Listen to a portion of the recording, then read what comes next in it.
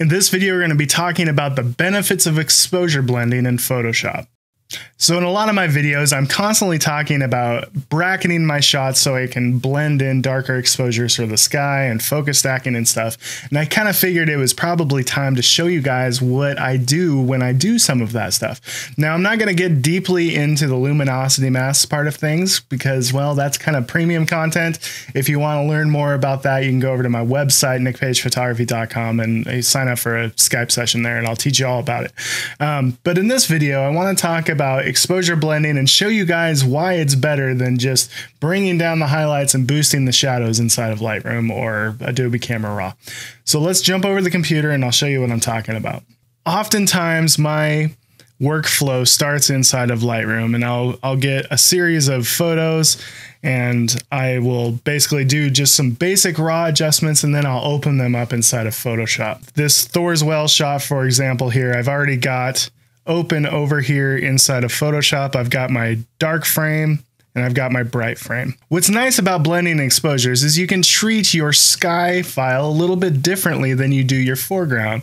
For example, you can add a little extra contrast, maybe a little extra saturation. One of the things I like to do is take away some of the sharpening because that's only going to amplify noise in your sky. And then you can do a little bit of noise reduction and get a slightly smoother sky. And then you can do something different with your foreground as well. A lot of times I will boost my shadows, boost my blacks. That way I can have a darker foreground, but still not lose detail in the darker parts of my shot. So in these files, that's pretty much exactly what I've done. I've boosted the blacks just a little bit, boosted the shadows just a little bit in this darker, this brighter frame because this lava rock is so dark. And then in my sky file here, slightly different white balance and added a little bit more contrast. In some photos, exposure blending is incredibly easy. When you get a flat horizon like this, it is really easy. You could do it in the field with just a graduated neutral density filter. Oftentimes, I think that it's so easy to do it digitally. I would rather do it after the fact and then have full control. So let me show you what I would do. So I have this dark frame here. All I need to do is create a new layer mask. Then I'm going to invert that layer mask by going Control-I. That way, I'm starting off with a clean slate. Black means that none of this layer is showing up. And then anywhere that I paint white on this, it's going to start to reveal that file. So I'm going to go up to my paintbrush at 100% opacity. I have a 0 hardness. That way it's feathered on the edges. And then as I paint this in, it's just going to bring in that darker sky. And as I paint this back and forth, you can see that the feathering on the bottom helps to smoothly transition into that brighter foreground. Now we're starting off with a sky that is probably a little bit too dark. Hide my layer mask. You can see that's a huge exposure difference between my sky and my foreground. And the reason I did that is I wanted to try to get the highlights in that brightest part of the sky. So one of the things that I can kind of make this blend go a little bit smoother by doing is just to create a new either brightness contrast or a levels adjustment.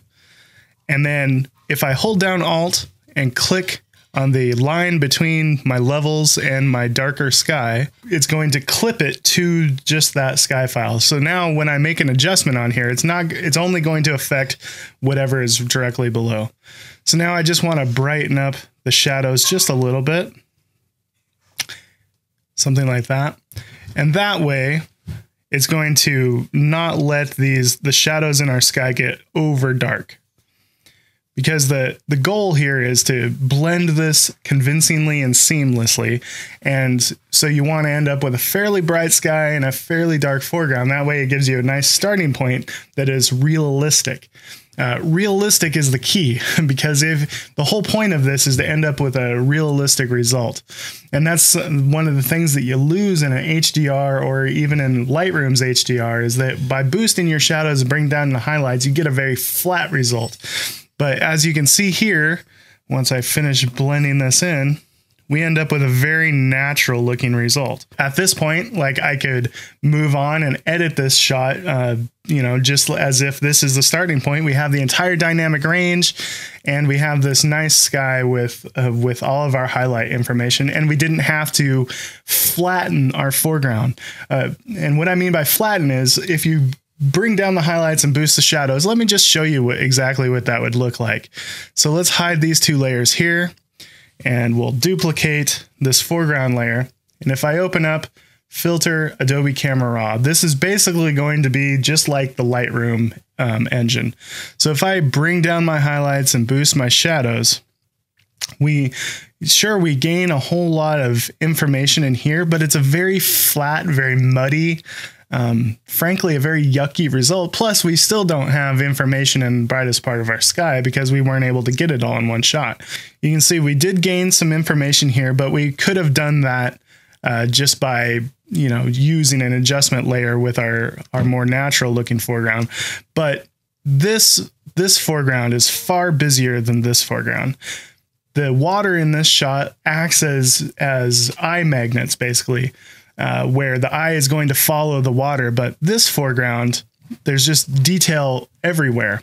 And because there's detail everywhere, the eye will wander and it just doesn't have much direction.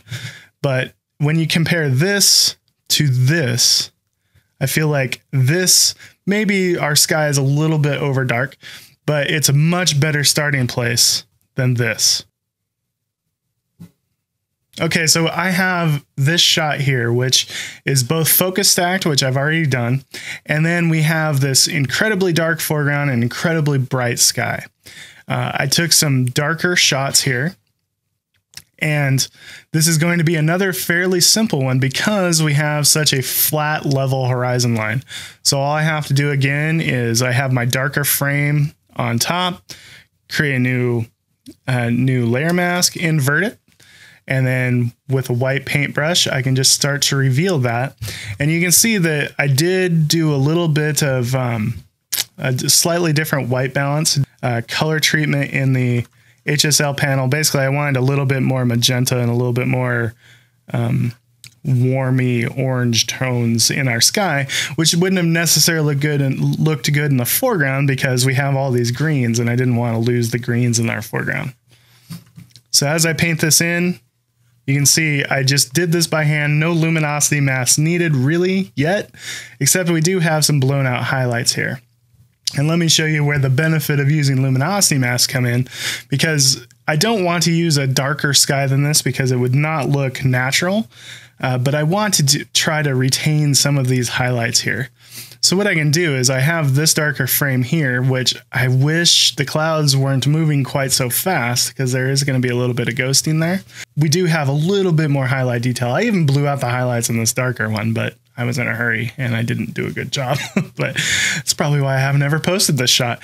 Anyways, what I'm going to do is first I'm going to hide this. So a quick tip, if you want to create a new layer mask, but create it filled with black, you just hold down Alt when you click on create new layer mask and it fills it with black.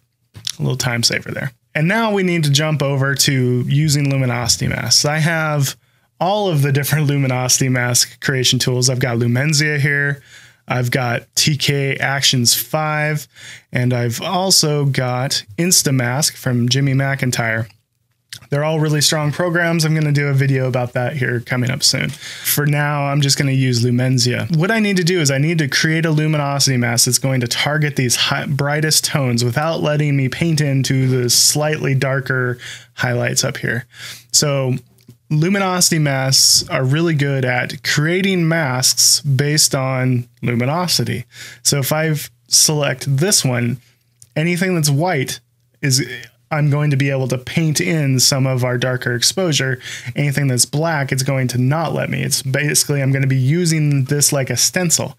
So if I go back to levels 2, or lights 2, it's going to let me paint into the brighter parts a little too much. But lights 3, I think, is going to be restrictive enough to where it's going to do a good job only letting me paint into those clouds. I might even further refine it by going into the color portion of it and selecting less of the blues. So now with this selected, I'm going to select it here, go up to our black layer mask. I'm going to hit Control H to hide our marching ants so I can see what I'm doing. And now I'm just going to zoom in here and slowly start to paint in some of our blown out highlights here. So as I paint in here, you can see some of these highlights are going to come back. The bad part of this is that the clouds were moving fast. I didn't take my exposures close enough together.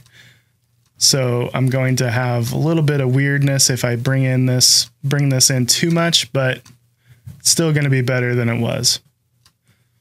You want to be careful not to bring it in too much and create a really flat result in your sky, because skies look best when they're contrasty. Yeah, I still got a lot of blown out highlights, but a little bit of Orton effect or Gaussian blur will kind of muddy that together enough to where it won't be too bad. But you can see how much detail we were able to bring back using luminosity mask there. There is a little bit of ghosting and stuff, which is unfortunate, but that's operator error more than anything. And then at this point, again, I would treat it like my starting place. It really wasn't that hard. Hardest part was the fact that we have all those bright highlights up in our sky. But still, it's a much better result than if we were to start back, duplicate this layer, and then open up Adobe Camera Raw and show you what it would look like if I brought down the highlights, boosted the shadows. So bring down the highlights, boost the shadows. And I'm sure that you guys have seen photos like this all over Facebook or all over social media, because this is what people do. A lot of times they take their landscape shot, maybe they'll run it through the HDR feature in Lightroom, and then they'll bring down the highlights, boost the shadows. And look at this foreground. Like, granted, like there's a lot of color and a lot of detail there, but in my opinion, it's way too much. This is much more of a natural foreground because we have highlights hitting the brightest parts of our vegetation and the flowers, but the eye isn't drawn into all those deep shadows. When we do this though, the eye is just like, whoa, the eye just wants to go everywhere. And that's not a good thing. You want to create photos that are simple and easy for the eye to process. And when you do this, it just creates detail everywhere and the eye doesn't know where to go. You can still bring out some of the highlights and shadows in our more natural result just by going up here, creating a dodge burn layer, and then just painting some nice highlights into the darker parts of the photo. If I have a nice low opacity and I can emphasize some of our foreground here just by doing this dodge burn layer.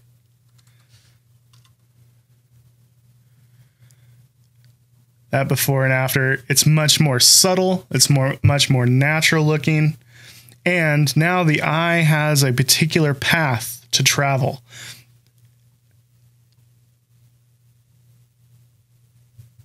As opposed to this, where the eye doesn't have a path, it just wants to look everywhere. I much prefer this result. And then of course we can stylize a little bit more if we want to. So another thing that you can do with exposure blending is you can do something called dual processing a raw file.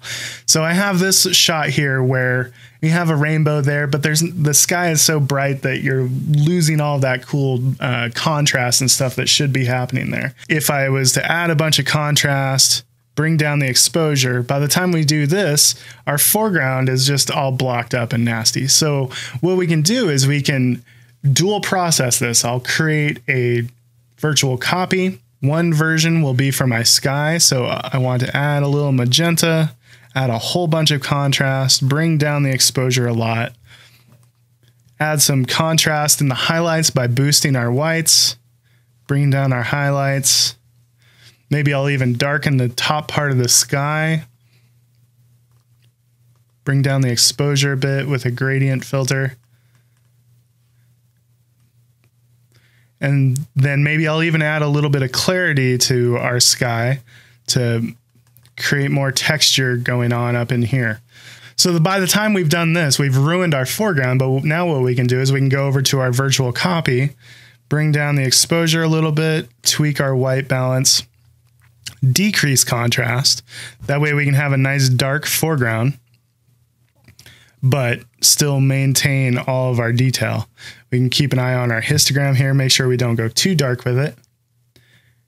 And then this will be really simple. We'll just open it up as layers in Photoshop. I have them both selected, right click, edit in, open as layers in Photoshop.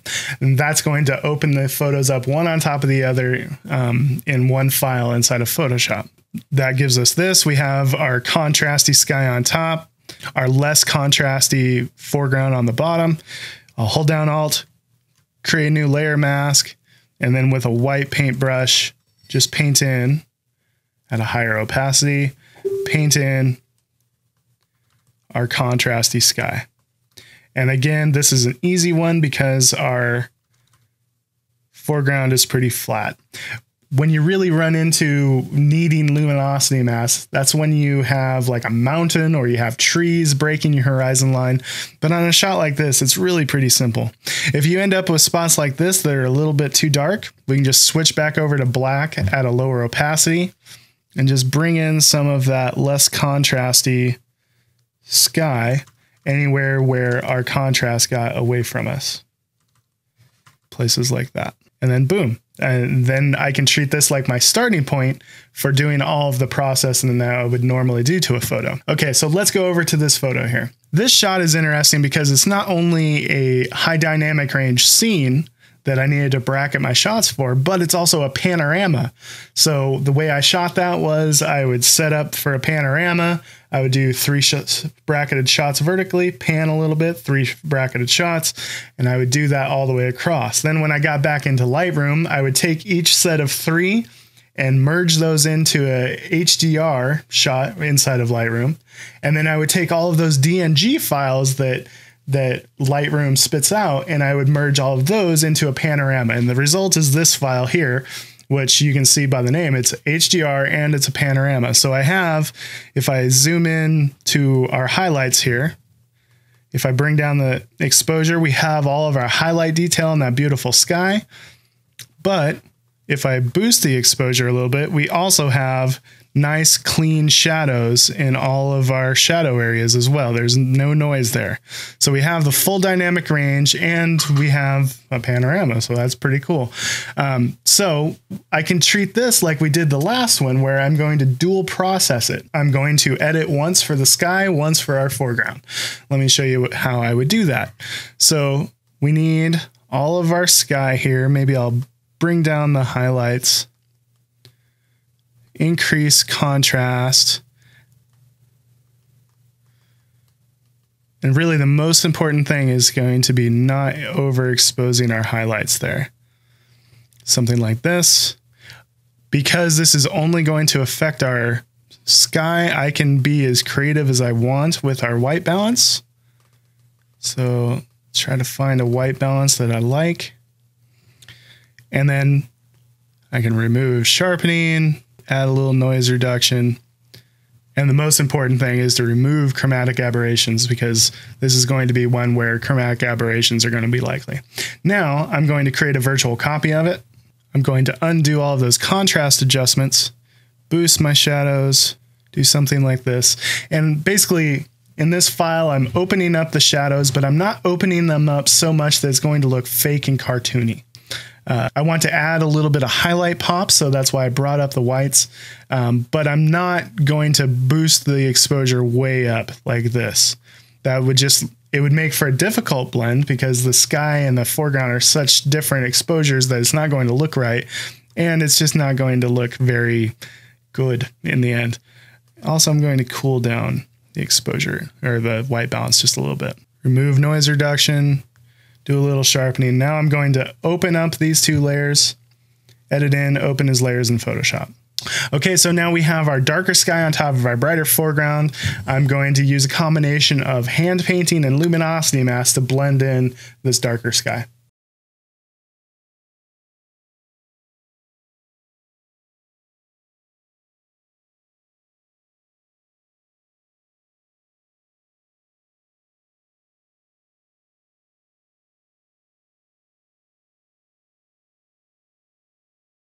Okay, so now when I turn this darker frame off and on, you can see that we've only affected our sky without blending into our shadows, and we've maintained both contrast and detail in the darker areas of our image without going flat by boosting our shadows and bringing down our highlights. If we go back to Lightroom and we do exactly that, we'll reset, we'll boost our shadows, bring down our highlights.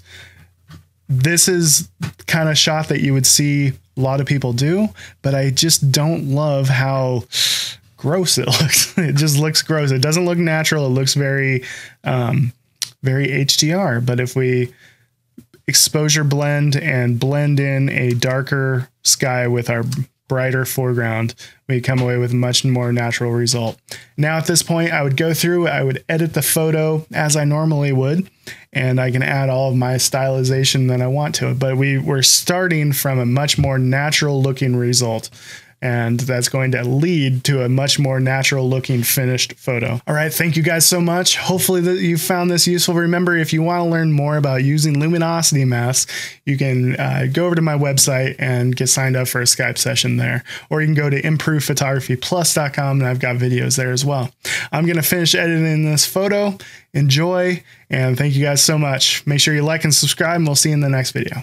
Bye-bye.